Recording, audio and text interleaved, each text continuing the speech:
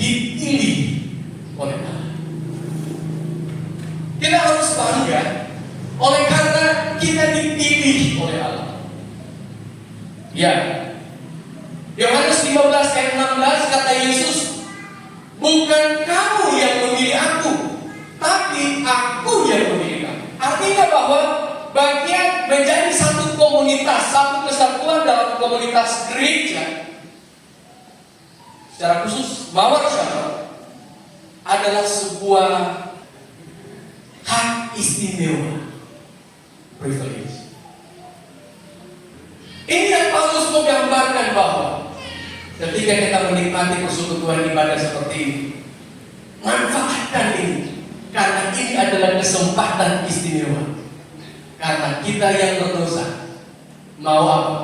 Berjumpa dengan Allah, dengan Tuhan, dan dengan Juru Selamat.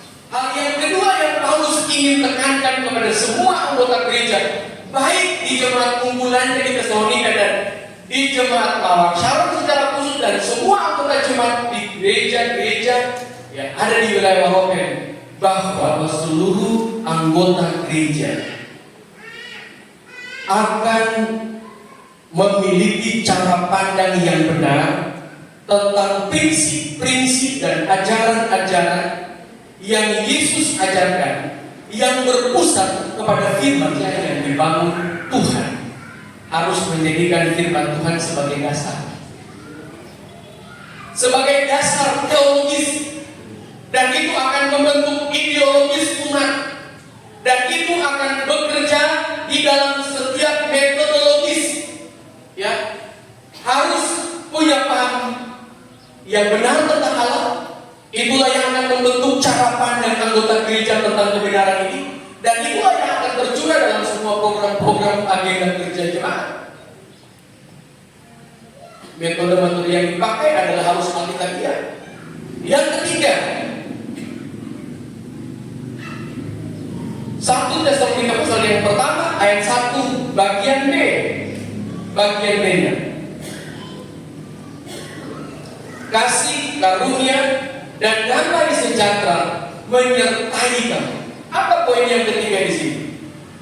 Poin yang ketiga di sini dapat dikatakan begini: jemaat itu, anggota-anggota gereja itu adalah diberdayakan oleh kasih karunia, empowered by grace.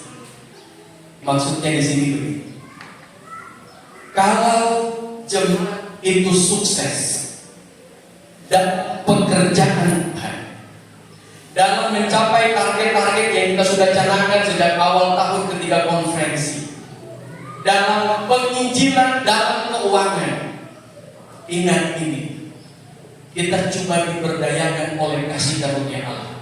Kalau kita sukses, jangan sombong, jangan jadi lupa diri, jangan mulai menutup diri, jangan mulai mengkotak-kotakan kami dari sini, kami dari sini. Jangan, karena kita semua hanya diberdayakan oleh apa? Kasih karunia Tuhan. Kalaupun pada akhirnya kita belum capai target-target kita, jangan cari kambing hitam. Tapi ini adalah upaya di mana kita mengoreksi diri di hari ulang tahun yang kelima jemaat. Kalau kita sukses bangun gereja ini, biarlah keindahan gereja ini adalah menggambarkan keindahan anggota-anggota gereja yang ada di dalamnya. Karena kita semua telah diberdayakan dan hanya diberdayakan oleh kasih karunia Allah. Jangan ada yang apa katanya? Memegahkan diri. Yang terakhir, di ayatnya yang kelima, sebab Injil yang kami beritakan bukan disampaikan kepada kamu dengan kata-kata saja, tapi juga dengan kekuatan oleh Roh Kudus dan dengan satu kepastian yang kokoh. Apa yang harus kita buat? Ya, mereka akan menyaksikan tabiat dan karakter Yesus itu melalui kehidupan anggota jemaat Mawar Shalom. Saudara-saudara, kebenaran Injil, kehidupan Yesus, dialah akan menjadi kehidupan kita selalu. Ya, Injil kita perlu khotbahkan. Minggu ke depan kita akan khotbahkan Injil. Apa Tuhan telah bersedia, telah diasingkan untuk mengkhotbahkan Injil, tetapi akan menjadi lebih sempurna. Setelah itu, umat-umat Tuhan akan menghidupkan Injil dalam kehidupan kita setiap hari. Selamat ulang tahun pentabisan dan peresmian gereja Mawar Sharon yang kelima. Selamat menjalankan tanggung jawab di usia yang kelima. Itu artinya semua anggota gereja, kita semua akan lagi bertumbuh selangkah dalam pertumbuhan iman, untuk kiranya memenuhi apa yang Allah harapkan, sehingga melalui kita